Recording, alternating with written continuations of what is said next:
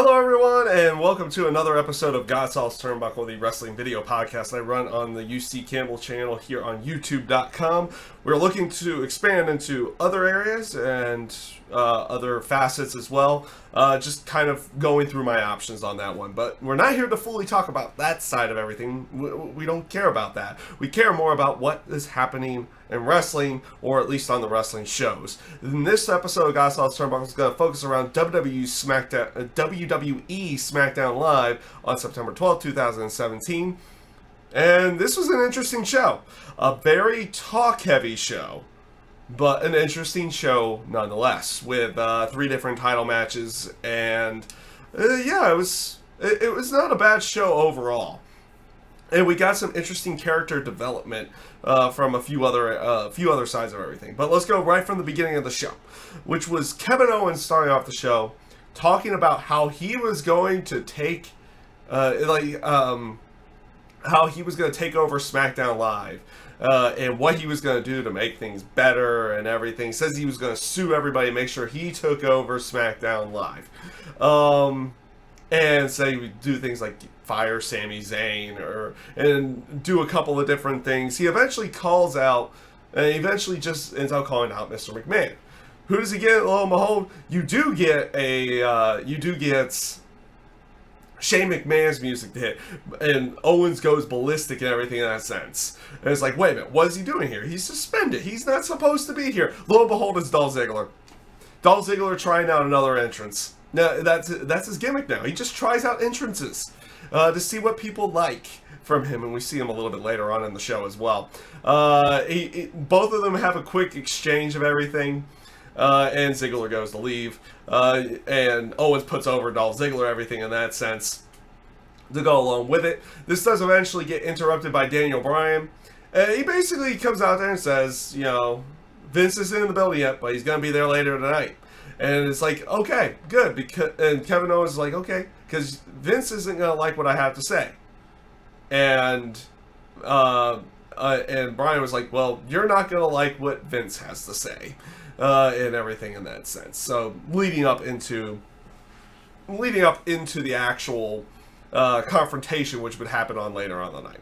The first match of the night, though, was the United States title match with AJ Styles and Ty Dillinger. So they basically built this up as that last week AJ Styles said that there was only one person who could accept the challenge for this week, which would end up be Ty Dillinger because of what happened the first time that he accepted the challenge. So this is that match that ends up happening on this one. Decent enough match. I thought Ty Dillinger looked pretty good inside of this match. Not an overly long match by any stretch of the imagination. And Baron Corbin does run down later on to try to distract AJ Styles, but it ends out helping Ty Dillinger, but it doesn't gain him the victory. AJ Styles eventually gets the victory with the calf crusher again, and this leads to like a show of respect between Ty and AJ Styles. I thought the match was pretty good. This match was a pretty good match. Baron Corbin, after the match, attacks and lays out both AJ Styles and Ty Dillinger. He does the end of days to AJ Styles on the ring, outside the ring, everything that says. And it says that next week that your open challenge was going to be accepted by Baron Corbin and only Baron Corbin. So I guess we're gonna get. So I guess we don't full on get the whole aspect of the U.S. Open Challenge, which is that someone comes out when you get called out. It's now I'm gonna tell you a week in advance that hey, I'm accepting your challenge. So up next afterwards, after all this, we had a couple talking segments. Actually, we had plenty of talking segments after this. The next 3 are kind of like that. First, you had a Rusev interview where he was basically saying that, you know, after his embarrassing defeat at SummerSlam, he had to go home, but he was not received with like a welcome or anything in that sense. It was kind of like disgust or them shunning him away for what had ended up happening with him, and that he needed to look for, and that he had lost his killer instinct edge, and that's what he's looking for. So I guess this is the continuation of him beginning to go after Randy Orton again on that side of it. So it kind of went from Rusev being super somber at the beginning to kind of going back up and talking like Rusev typically talks, saying he's searching for his killer instinct and he's going to find it by breaking a legend in Randy Orton, in that sense. So not a bad interview. The only other thing to really go off on this one is that I think a lot of people have joked around that a lot of the WWE interviewers kind of come off sounding like robots, and Dasha, unfortunately on this one, came off extremely like, it was like, I'm just reading from this script right here in front of me. I am just overly robotic in every word that I say. That is basically what she did to introduce Rusev into that one. It was like, oh dear God, that was noticeable on that one. So up next, you had Jinder Mahal. He came out. He starts cutting a promo on Shinsuke Nakamura, the aspect of them having a match at Hell in a Cell, everything in that sense. He starts throwing up some photos on there, and they do this to make fun of everything. And honestly, in the end, Jinder Mahal ends out throwing out a pretty good point to go along with it, and he brings it back into being a little bit more serious. Like it looks like he's just poking fun at Nakamura, and then he points out to a fan, it's like, you find that funny? You actually find that funny? I'm mocking a guy you like, and you find it funny. And basically says, it goes to Shinsuke, it's like, it's not worth it. You should just go away, type thing. Like, he brought it back to a serious fashion, and I thought it came off really good. I personally thought it came off really good. That promo was great, honestly, for him, because he basically says, like, these fans are just gonna turn on you. They don't like you, actually. It's like, whatever. They just care about this, and this. Just based off of playing off of that one little thing, even if it was just part of the promo to begin with. It was really good. I thought it came off really good. So they cut the backstage. I think this is after commercial break. They cut the backstage. And Kevin Owens is backstage. He's talking with like a stagehand, going over all the changes he wants to make. Like, he wants these private jets and limos and everything for him as he's going in, because he's going to sue everyone and get a bunch of money out of it, or at least gain control of Smackdown or something to go along with that. So he starts walking away, runs into Sami Zayn, and they start talking about their past and everything, and like how Kevin Owens says he's going to fire him when he takes over. He makes mention to a promise they had in the past about going to the recreation centers and everything in that sense, and how they were going to get to WWE and never have to do that again, and say, it's like, after I fire you, and they start calling, it's okay to break your promise on this one. And then Zayn just comes back with the line, it's like, I would rather work there than work with you, or work for you. It was pretty good. It looks like they're going back to a potential of a more Sami Zayn and Kevin Owens matches, which, I mean, we haven't had a full feud in a while, but it wasn't, I don't think it's it's not necessary for them to go fully back to that, but it looks like we might have something more with them down the line here. So, up next was the street fight, the Sin City street fight between the Usos and the New Day for the tag team titles. And like, the more that these two teams are together, I am probably convinced that you could probably throw them in most, not all, but most of any kind of match, and they could probably pull a good match out of it. Like in standard matches or street fights or something in that sense. We'll see what they decide to come up with next for these guys.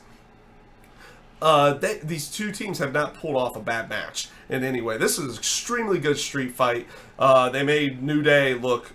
They made New Day looking good. Like, you expect, like, with their characters and everything, that they're not supposed to be vicious types or anything in that sense, but they come off that way in this fight, knowing that they are in a street fight and they need to pull out all the stops. So you have kendo stick shots, they're using the tables and the outside, all senses of everything just working well together. for both teams. It looked like it was going to end the same way that they were going to end the SummerSlam match, where it was the double super kick into the double splash for the victory for the Usos, but Kofi counters one of them, and Big E counters the other, which eventually leads to the Midnight Hour, because Kofi pushes one of the Usos off the top, and he goes through a table on the outside. And they did the Midnight Hour to finish off the match and gain the tag team titles back. Again, just really, really good match. Just very enjoyable on this one. So, this actually brings us to the third title match. Yeah, they didn't make this one a little bit later on. They did have a few other segments before Owens and Vince. But Natalya, the next match was Natalya versus Naomi. Now, they had done video packages about the Mae Young Classic showing some of the other people around and everything in that sense, and they cut straight to the ring, and lo and behold, they got the jobber entrances. Wait, what? They got the jobber entrances, but they get full introductions. They didn't leave them as just non-introductions, anything in that sense. Now, for the match itself, it's a good match. You had Carmella and James Ellsworth on commentary. Carmella tries to distract Natalya. They get taken out by Naomi, both Ellsworth and Carmella, which allows Natalya to throw Naomi into the ring post, and then she gets her back in the ring and puts her in the sharpshooter to get the victory. The match was good. It wasn't all that long by any stretch of the imagination. Honestly, I thought their SummerSlam match was better in that sense, which I guess makes sense. It's supposed to the pay-per-view match should be better than the free one, but we've seen reverse roles of that recently in that sense. But again, Carmella has her way, or fails again in her distraction of Natalya and everything, and in that sense, and potentially do Money in the Bank. And everything on that. Now she has Ellsworth on a leash, so he can't really do anything. So they're playing off of how she's the overly dominant person inside of that, inside of the partnership or the team aspect of everything. So they're playing off of that as well. Overall, like I said, good match. It was a good match for what it was. It wasn't long by any stretch of the imagination, but it was also kind of sad that they got the jobber entrances for this one as well. You had Aiden English backstage. Up next was Aiden English backstage. He was practicing his singing. Owens comes in and starts praising him and said, "Hey, I'm going to need a new theme song for the Kevin Owens show." And of course, he does the new intro, and Owens likes it, everything in that sense. So it was one of those little nuances to continually go on. So we saw this earlier in the night with Dolph Ziggler. This is up next, though. This is after that, and they come back from commercial break. Dolph Ziggler comes out. He comes out to his normal music, starts cutting another promo about elaborate entrances that and everything in that sense, like he had done the week before, and starts saying, if that's what you want, I'm going to come out here and do more entrances and see what you guys want me to do. Everything in that sense. Starts running down everything. He goes to the back. Lo and behold, what does he do first? He does Bayley's. And honestly, I was kind of expecting them to do this at some point in time. He did Naomi's last week, Macho Man's, and what else did he do? Oh yeah, he did Cena's last week. So this week, he had already done Shane McMahon. In this sense, so he does Bayley's first. He starts cutting another promo about elaborate entrances and having to perform in the ring and everything in that sense. And he goes off and says, it's like, oh, here's one that was nothing more than an entrance, and yet you guys still praise this guy to the ends of the earth. And he comes out to Ultimate Warrior's theme, and I was like, oh geez. The heel he was getting for that one, especially with the factor of Dana Warrior being in the audience. I think they were playing off of that to go along with. It's just like, it was good heel heat. I'm not gonna lie on this one. That was very good heel heat. He cuts another scathing promo and about how he's just not happy or anything to go along with that. In that sense of everything, I thought this one came off pretty decently. It kind of came off the way you wanted it to, come off. He wants to be a heel and he wants to mock all these entrances like he had been doing from the week before, and he's doing that again here. So yeah, not too bad. So up next was the Hype Bros going up against Shelton Benjamin and Chad Gable. This was a real quick match with Gable and Benjamin going over. Nothing really much to say. They're getting Gable and Benjamin over a little bit more. After the match, Mojo Rawley shakes the hands of both Chad Gable and Shelton Benjamin. They go for Zack Ryder. He kind of just refuses and leaves. So it seems as if we're going to be getting Zack Ryder doing his heel turn. I guess a heel turn here down the line. Let's see if they actually go anywhere with it. I mean, that will be interesting because for the most part, outside of his time with Kurt Hawkins with the whole Edgehead thing, Zack Ryder really hadn't been much of a heel. He had always been, like, when he got that popularity, he was pretty much just a babyface at that point in time. So we haven't really seen much heel work from him, at least not in a very long time. So this brings us to the final bit of the night, which was Kevin Owens. He comes out to the ring. He's waiting for Vince. They show Vince backstage. He's talking with Daniel Bryan. He's out there just waiting for him. Of course, Vince just comes out. So Owens immediately gets on the microphone. Both of them of course, have microphones. And Owens gets the first word, saying, it's like, see, now he knows how everyone feels standing in the ring with you. How Vince is now intimidated of Kevin Owens. And Vince is like, immediately is like, intimidated? No. And he starts running down Kevin Owens. And he also goes to the aspect of saying, and this is kind of bringing a little bit of real life into this one. It's like, he said, go ahead, file your lawsuit. And I hope your lawyer's there when you do file it. And you're on the phone, you can hear me say over the phone that you're fired. In the Vince way. You're fired. Type thing. And then he says, like, the B that represents me is for billionaire. And after this lawsuit and everything that you would have because it would take long periods of time to get into court and everything, and you'd be fired and everything in that sense, is that the B in your B for you would stand for bankrupt. Mm-hmm. So he played off of all that aspect of everything. And he says that, yes, he suspended Shane McMahon for what he did. Matter of fact, he suspended him not just for the fact that he beat down Kevin Owens. He suspended him because he didn't go far enough for the fact that Owens had besmirched the McMahon name. And he said that he's going to give Shane another chance. That he was going to reinstate Shane. And that those two were going to have a match. And it would be inside Hell in a Cell. Now, I wish he would have gone the over-the-top way of saying Hell in a Cell, but whatever. On that one. So they play off of that. They do the handshake. And Kevin Owens had said, Kevin Owens wanted, what he wanted was like, okay, but I need your word that you said, or your word that I will not get fired for beating a McMahon to a pulp, or or beating down a McMahon. Just says a McMahon. Doesn't say Shane or anything in that sense. They have the handshake, and Owens lays a stiff headbutt to Vince, which ends up busting him open. Or at least they played the blood off. He could have had a blood packet or something in that sense to go along with it, or it could have been the hard way as well. Looked decently potentially the hard way. It could have been a blood packet as well. But he headbutts Vince and beats him down afterwards, ending with a frog splash.